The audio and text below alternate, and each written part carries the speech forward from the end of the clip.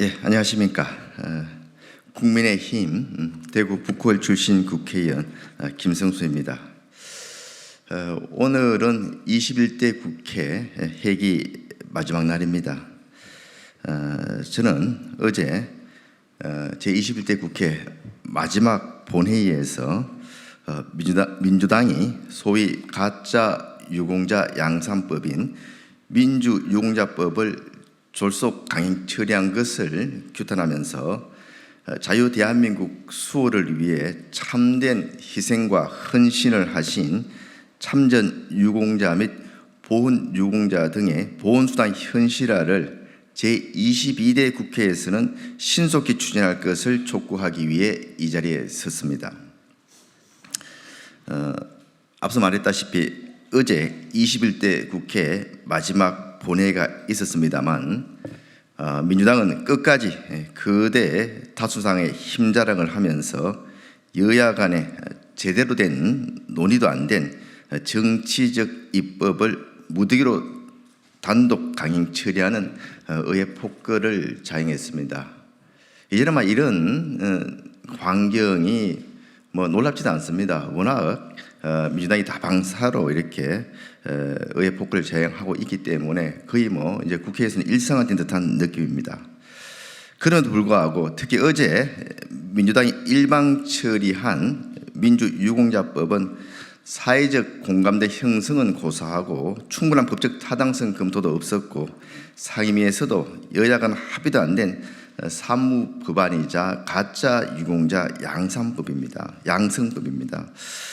민주당은 여야 원내대표 간 의사일정 합의도 안 된 법안을 기습적으로 의사일정 변경 동의라는 꼼수까지 동원하면서 강행 처리한 것은 민주당 의원 스스로도 국민들의 동의나 여야 합의를 이끌어낼 정당성이 없으며 자기 편만을 챙기기 위한 정치쇼라는 것을 자인한 것입니다.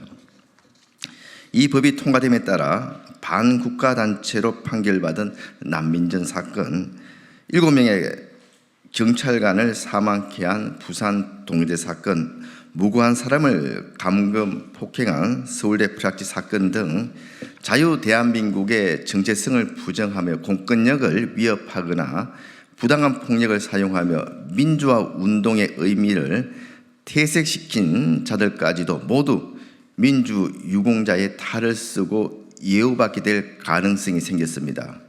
민주유공자 심사 기준에 대한 객관적이고 공정한 기준도 또 범위도 부재할 뿐만 아니라 대상자 명단과 공적도 알 수 없어서 깜깜이 심사로 가짜 유공자를 양산하고 자기 편만을 챙길 가능성을 크게 열어놨습니다.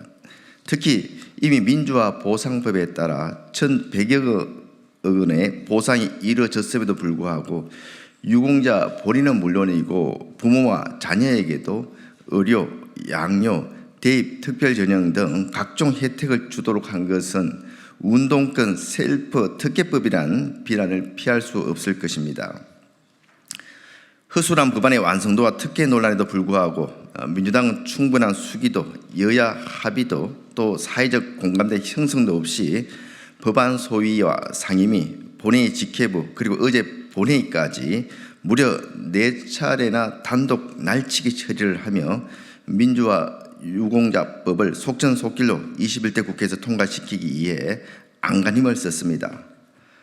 반면에 본 의원이 열악한 호국 보훈 대상자들의 처우를 개선하고자 지난 21대 국회에서 2021년과 22년 두 차례에 걸쳐서 참전 명예수당과 보훈 대상자들의 생활조정수당을 현실화하는 내용을 담은 참전유공자법, 국가유공자법, 독립유공자법, 보훈보상자법 등 4건의 개정안을 발의했음에도 불구하고 지난 2년 반 동안 법안 소위의 상정조차 못한 채 단 한 번의 논의도 이루어지지 못하고 오늘 21대 국회 임기 만료에 따라 자동 폐기되게 되었습니다.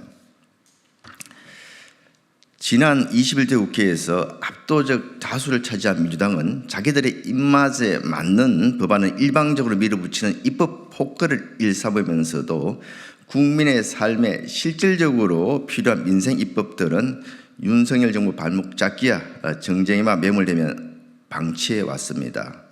윤석열 정부가 출범하면서 국가보훈처를 국가보험으로 격상하고 국가보훈체계 위상 강화를 위해 힘써왔지만 국회는 참전 유공자 및 보훈 유공자들의 실질적 처우 개선을 위해 발의된 이와 같은 법안들에 대해 논의조차 않는 등 입법 책무를 방기하면서 국민들의 기대와 신뢰를 저버렸습니다.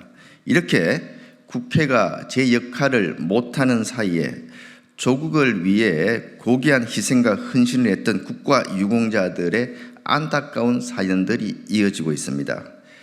지난해는 6.25 한국전쟁 기념 이틀 전에 한국전쟁에 참전한 80대 참전 용사가 생활비가 없어서 마트에서 8만 원어치 반찬거리를 훔치다 근거되는 안타까운 사건이 있었습니다.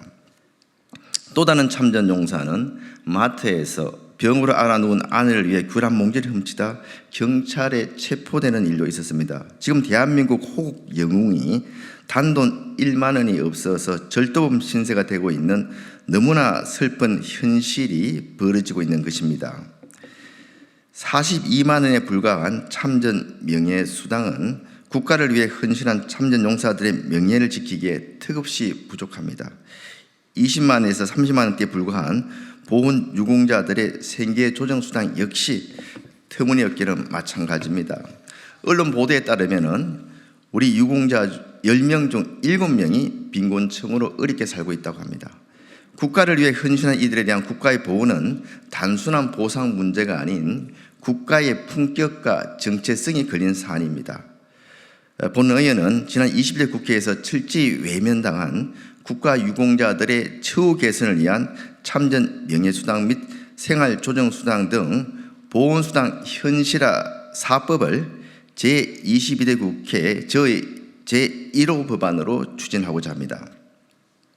참전 유공자법 개정안은 현재 월 42만 원에 불과한 참전 명예수당을 본인 및 동거 가족의 소득 인정액과 참전 명예수당을 합산한 금액이 국민기초생활보장법에 따른 기준 중위소득의 60% 이상이 되도록 하는 내용이며 국가유공자법, 독립유공자법, 보훈대상자법 개정안은 최대 지급액이 현재 37만 원에 불과한 보훈대상자 생활조정수당을 역시 기준 중위소득의 60% 이상이 되도록 하고 윤석열 정부의 국정과제이기도 한 생활조정수당의 부양 의무자 기준을 전면 폐지토록 해서 생계가 어려운 보훈 유공자임에도 불구하고 부양도 수당도 받지 못하고 있는 사각지대를 완전히 해소하기 위한 내용도 담고 있습니다. 참전 용사들께서 최소한의 존엄을 유지하고 생계를 보장할 수 있도록 소득이 최저 생계비에 미달하는 경우 차익을 지급하는 미국, 호주, 캐나다 등 보훈 선진국과 같이 참전 유공자들의 소득 및 일반 사회복지급여를 모두 포함한 소득을 최저 생계비인 기준 중위소득의 60% 수준으로 현실화하는 것은 물론 물가 상승률 연동 방안 등 지속 가능한 방안 역시 적극적으로 논의해야 합니다. 지금 우리 참전 유공자들의 평균 연령은 80세 이상입니다. 지난 21대 국회가 시작된 2020년 8만 5천여 명이었던 6.25 참전 유공자분들은 이제 3만 9천 명밖에 남지 않았습니다. 매년 1만 명 이상의 참전 유공자분들이 돌아가고 계십니다. 참전 유공자분들의 남은 시간, 우리가 보답할 시간이 많이 남지 않았습니다. 이제 며칠이면 우리나라를 지키기 위해 목숨 바치 희생한 순국 선열과 호국 영령의 숭고한 희생 정신을 되새기는 69번째 현충일을 맞이하게 됩니다.